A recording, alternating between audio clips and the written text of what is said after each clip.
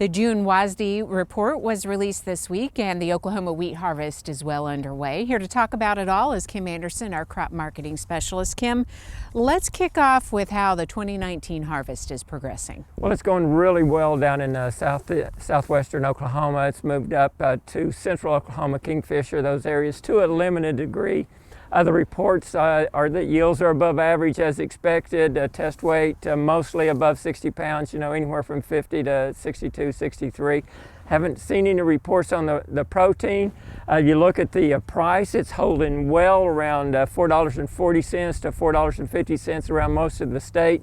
The basis has dropped off a nickel in some locations and increased about a nickel in some locations. So you look what's going on, I think it's coming in as expected.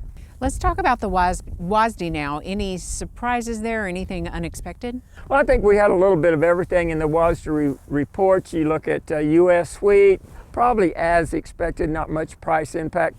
If there was any surprises in it, is that the USDA raised the average annual price from $4.70 to $5.10, a 40-cent increase. You can back that off to Oklahoma. That would predict our average price to be about $4.90. Now remember, that'd be compared to $4.50, and so it's significantly better. You look at corn, potential surprises there. The big question was, will they adjust yields and acres? They did lower the yields and acres, significantly lower production, significantly lower ending stocks. You had a 15-cent price increase in the corn. And if you look at the WASDE, you had a 50-cent price increase on the average annual price. That's good. Beans, cotton left to 64 cents. Beans, a slight increase in it, really no change. And grain sorghum, it'll follow corn. We've talked about the Black Sea off and on. Give us the latest. Well, if you look what's going on there, Russia, Ukraine, significantly higher production this year than last year. Last year was about 2.65 billion for Russia. It's 2.8 plus now. Ukraine's looking at a record billion bushel plus crop.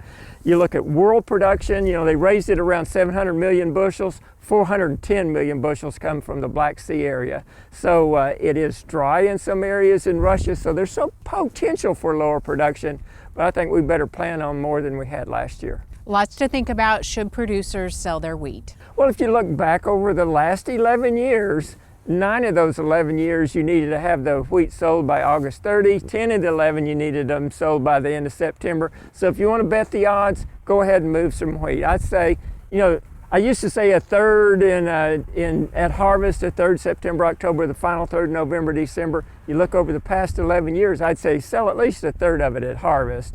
And then maybe, look strong at your July and August and pull some trigger in there too.